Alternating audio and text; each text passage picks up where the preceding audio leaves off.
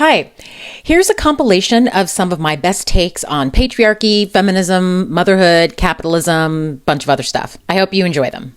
If a woman wants to get their tubes tied, the requirements for that are you have to be married, you have to have at least 3 kids. So you're saying all doctors have this mandatory, you need to have had 3 children and you need to be married? I'm just saying it's a very heavy bias. Fake news, but okay. It's fake news. You want to tell the many women who were denied getting their tubes tied? Sure. Turns out there is actually a study. Factors influencing physicians' advice about female sterilization in USA, a national survey.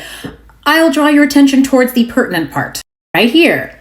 In conclusion, in this national survey of practicing U.S. OBGYN physicians, we have found that physicians are more likely to discourage a patient from undergoing surgical sterilization if she is 26 versus 36, has fewer children, and if her husband says he might desire children in the future.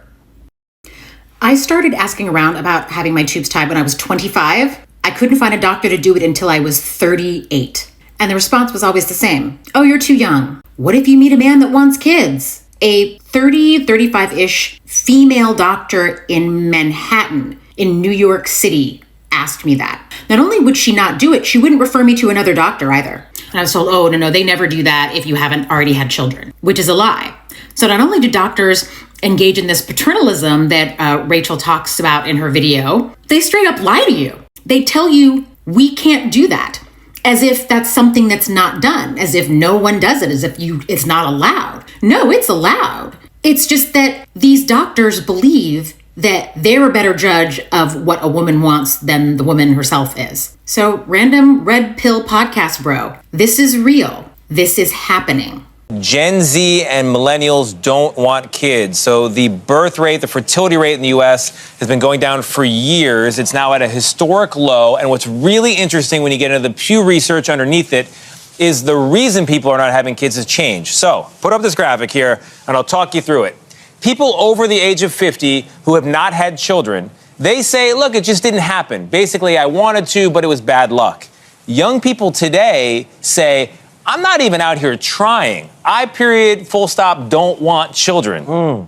That is a big shift. That is a big change. There's a bunch of reasons. A portion of them cite the cost. A portion of them cite worries about the state of the world, climate change. Yeah. And then 20% say, I just don't like kids. Majority of childless adults younger than 50 cite that they just don't want to have kids. 44% of childless individuals 18 to 49 say it's unlikely they will ever have children. 44%, almost half. And 56% said they just don't want to have kids. If you have people who just don't want to have kids because it's cooler to have puppies that you wheel around in strollers, to go and do all your Instagram pictures of all your cool hiking places, and you don't want to have to share your life with a tiny human you're responsible for. If we're propagating chemical abortion drugs that kill human beings, our civilization will collapse. And now it's here. It's here in America. We are below replacement value. Pro-choice and pro-life Americans should agree that we generally need to create and promote the creation of new human beings. Yeah, we don't care. One more time for the cheap seats in the back. We don't care. The people who you should really be talking about now are the people that want to have kids, many of them desperately, but for whatever reason cannot. They haven't found a partner yet, and they can't afford or don't want to do it on their own. They have fertility issues, or just the realities of capitalism prevent them from being parents. Your fear tactics aren't working anymore. Just like the fear tactics trying to convince women to get married and be in relationships with men, those fear tactics aren't working anymore because we don't want to, and we don't care what happens to the world if we don't. We're tired. Women are tired. Because so many of us have realized that the survival of capitalism depends on our subjugation. And there are a lot of, second waiver, like socialist type feminists who understood this from jump. And I'm talking way back in the day, like Emma Goldman era people. They understood this from the beginning. Women are not interested in rescuing a system that requires our subjugation in order to survive. That kind of system does not deserve to survive. That kind of system should disappear. That kind of system should die. And it's really insulting, pro-life lady, I don't know that person's name, but I've seen her face on all the pro-life videos. She's a pretty popular pro-life activist, I think. It's really insulting, lady, for you to come on the internet and say that people, and by people, she's talking about women because she's a pro-life activist, that women's reasons for not wanting children are frivolous. But even if you think those reasons are frivolous, do you want a frivolous person becoming a mother? But even the women who give those so-called selfish or frivolous reasons for not wanting children, when you dig down underneath those reasons, you find the truth, the real reason. Having children is not economically sustainable for most Americans. And the number of people that it's not economically sustainable for is rising by the day. The cost of childcare is astronomical. It costs as much to put a child in daycare. That costs as much as it costs to send a kid to Harvard or Yale. It's insane. And that's every year from birth on. But then conservative women like this will say, well, just stay home and you won't need childcare. But yeah, that makes us financially independent on a man. That is not economically sustainable either. That is very risky. So the choices are: have a child you can't afford and struggle in poverty or permanent lower middle class working poor status, possibly ending up on assistance of some kind, or surrender your entire life and your economic well-being and that of your children to the whims, desires, and productivity of one person. One person who has been conditioned their entire life that your only value is your service to them. Surrender your life and your well-being and that of your children to a person who does not see you as a human being. I guarantee you that if you dig past the Birkin bag dog selfie, whatever, young women on Instagram, beneath those I want my freedom reasons is that. But you don't do that, do you? Because conservative women like you never bother to speak to other women as though they're people. You see women as future mothers, all of them. Because you cannot conceptualize a world where people don't think like you. And you are so afraid of the world transitioning into something new, something you don't recognize, that your only option in your mind is just to go back. If you just go back to the way things were, it'll be easier and all the problems will be solved. No, because here's the secret about the way things were. They never were like that. This image we have of family life mid-century in the post-war era, post-World War II era, is a fiction. It is based off of Cold War propaganda. You are asking people to build and organize their lives based on a fantasy, a world that never existed. I get that you're scared. A lot of us are scared because the world is changing. Believe me, leftists, we're scared too. We're scared about climate change. We're scared about a lot of things. But what we're not scared of is the world transitioning to something new, because we know that that transition could mean something better. But because conservatives live, their lives are gripped by fear of the other, fear of the unknown, that they cannot imagine a world that is better, but is also a world they don't recognize. For them, if they don't recognize it, if they don't understand it, that means it's automatically bad and they want nothing to do with it. Meanwhile, left-leaning people are like, imagine a world where X, Y, Z. This would be so much better. Well, how would we work out this? Well, I don't know. Let's think about it and come up with a plan. Liberals, left-leaning people have the ability to dream in a way that conservatives don't. And it's very sad that they don't have that ability. But I'm telling you, lady, this is only going to get worse. The birth rate is going to keep dropping. It's going to keep dropping. So instead of railing against it, trying to curtail women's rights and force us into economic dependence on men and force us into motherhood, which is basically what motherhood does. It forces you into economic dependence on men or poverty. Like, those are the choices for most women. Unless you have like a lot of economic resources, you have a 6-figure job, you have multiple businesses.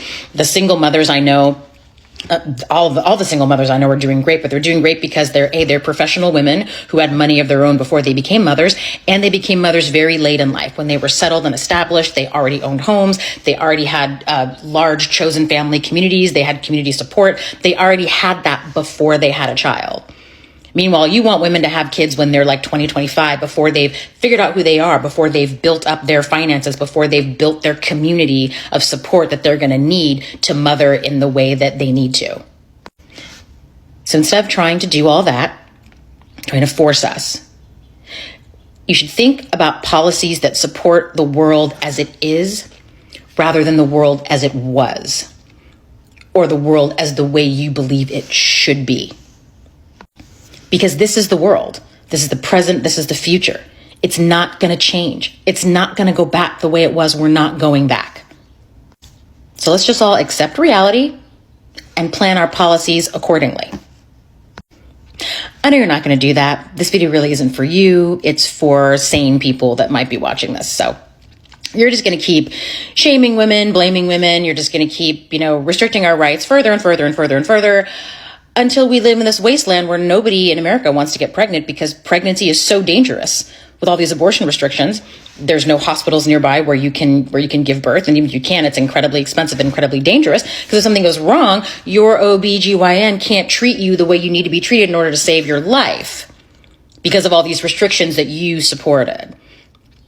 So if anyone's unaliving women or unaliving people or unaliving mothers or even unaliving babies, it's not pro-choice people. It's you. I knew they were lying to me. Let me explain something to you as a mom of 2 children. Have you ever gotten a job and everybody said great things about it? Like, you only heard positive things about this role.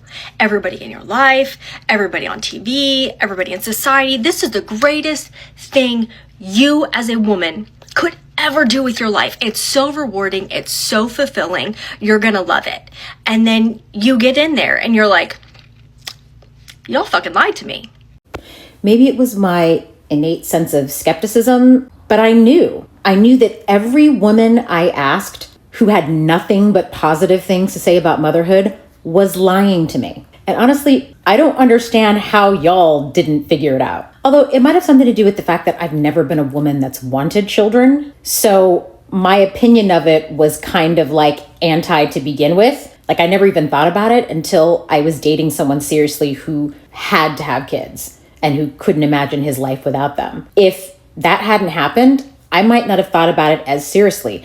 It's something that it never occurred to me to do. And I investigated it when it was like my relationship was on the line, like whether or not I was going to be with this person was dependent upon this decision. And I looked at everything. I read books. I asked a bunch of people, like both relatives and non-relatives. And every single time I brought up very basic things like the cost, like the health implications, like the what do you do during summer vacation? Because all these women were working women. I didn't know any stay-at-home moms. My mom wasn't a stay-at-home mom. No one in my life was a stay-at-home mom. So I asked, all the women I asked were women that had careers or at least jobs and raised children. And nobody said anything about those struggles. They all lied. And I think those boomer women, the critically thinking ones, deeply regret the lies or the lies by omission that they told their daughters and nieces and granddaughters or whatever. Because the funny thing was that while our boomer mothers were sort of giving us that rose-colored view of motherhood that she talks about in the video, our grandmothers were pulling us aside at Thanksgiving and whispering to us, never depend on a man, finish school, have your own money. I don't recall my mother ever saying that to me. My grandmother and my father said that to me, but my mother never said it directly. I know she believes that, but it wasn't a message she constantly hammered home. But my dad and his mother said that to me directly, like in so many words, multiple times throughout my life. And my father was also one of the people that saw decades ahead what Republicans in this country were trying to do. Because every single time the news would come on and there'd be some conservative yapping about, protecting women from, the evils of abortion, he would just look at the TV, shake his head and be like, they just want women barefoot and pregnant. They want to go back to a time where women were barefoot and pregnant and couldn't get away. He still says that to this day. And he was absolutely right. He's been saying that since the 80s. They do this on purpose. Anything that society does to women or asks of women has two purposes: to exhaust or distract. They want you to be so tired from all this labor that you don't have time or energy to participate in the public sphere. Or they want to distract you from important things by telling you, oh, you need to be thinner. Oh, you need to have that skincare product. Exhaust or distract. Carry on. They want women barefoot and pregnant. That's absolutely true. They just want us all barefoot and pregnant. They want us out of the public sphere. They want to limit our public life as much as possible, because if you are totally excluded and out of the public sphere because you are so bogged down with domestic labor, you don't have time to do things like earn your own money, vote, participate in public life. And public life is where the power is. And they'll try to run this con job on you saying, oh, but no, you're completely in control of running this household.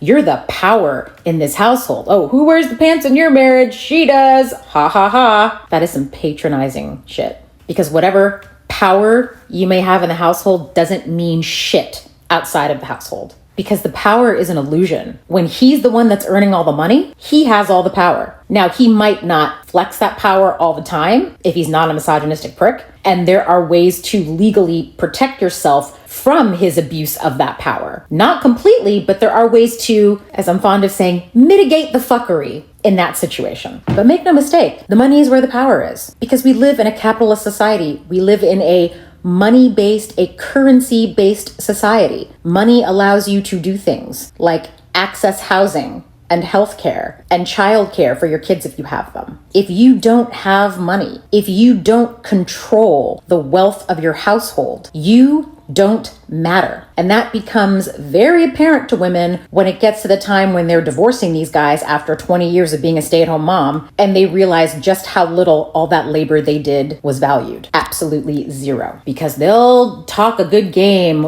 when they're trying to convince you to do it, like when Republicans are talking about the virtues of marriage and family and blah, blah, blah, and this guy's trying to convince you to marry him, and they'll tell you all sorts of things about, the virtues of motherhood and blah, blah, blah, blah, and how important your role is. But when you get to the divorce and when it comes to putting a dollar value on that very important work, it doesn't have one, because mostly women do that work. And the work is not valued because women are not valued. I'm grateful for this comment, because I would have respected these women more if they'd have said, you know what, I love my kids, they're great, but there were some things that were really difficult.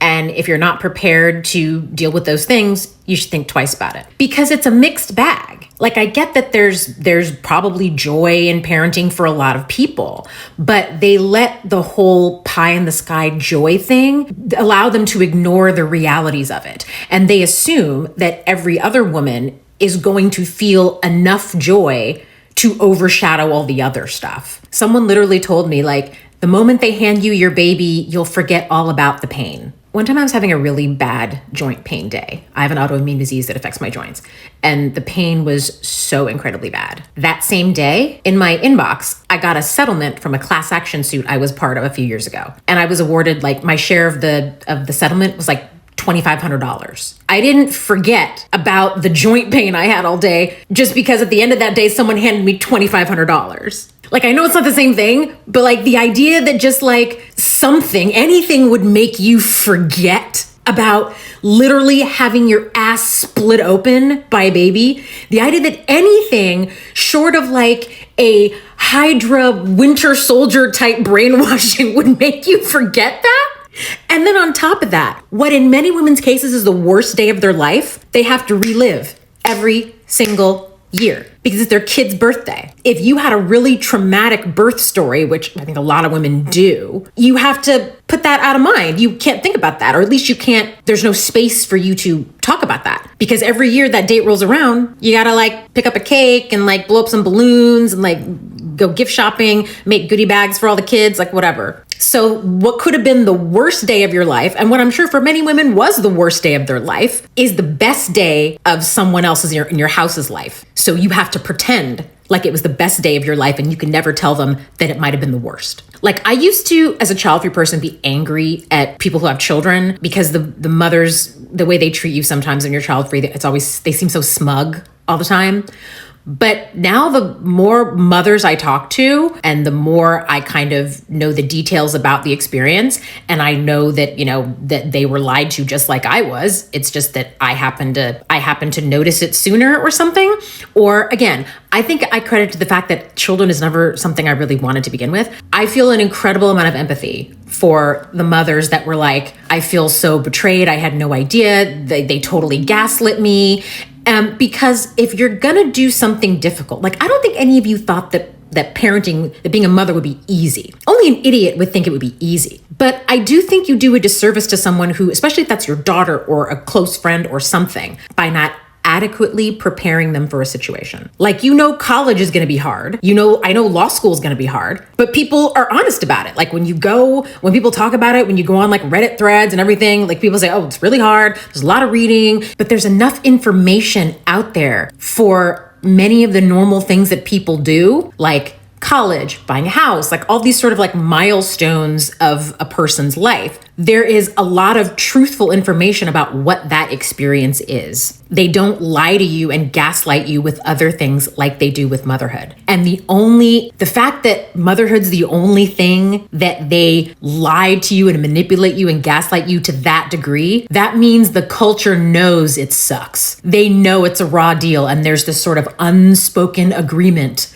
among everybody that you're just going to gloss over that part and you're going to enforce the good parts of it. Because they know that if most women knew the truth, most women wouldn't do it. And the birth rate would be even lower than it is now. We keep hearing that feminism lied to women, told us that the nuclear family was oppressive, and tricked us into leaving our husbands for cubicles and evil corporate offices. But let's be real. The nuclear family has never been a safe haven for women, especially Black women. Let me ask you this. If the nuclear family was so great for us as Black people, then why were our poverty rates 3 times higher than they are now? 55% in 1959, the peak of all this pro-nuclear family garbage that we're nostalgic for, versus our current poverty rate of about 17%. Why is it that even today, Black women experience intimate partner violence at rates of 40%? Which is about double the rate among women as a whole.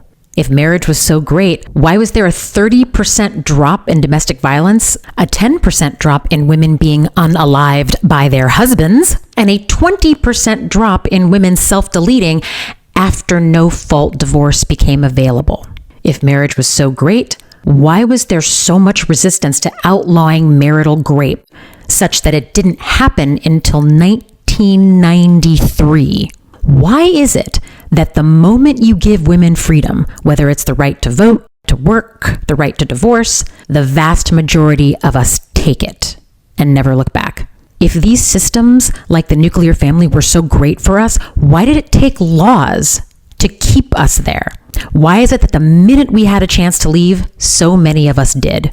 That's not a bug in the system. That's the system working precisely as designed.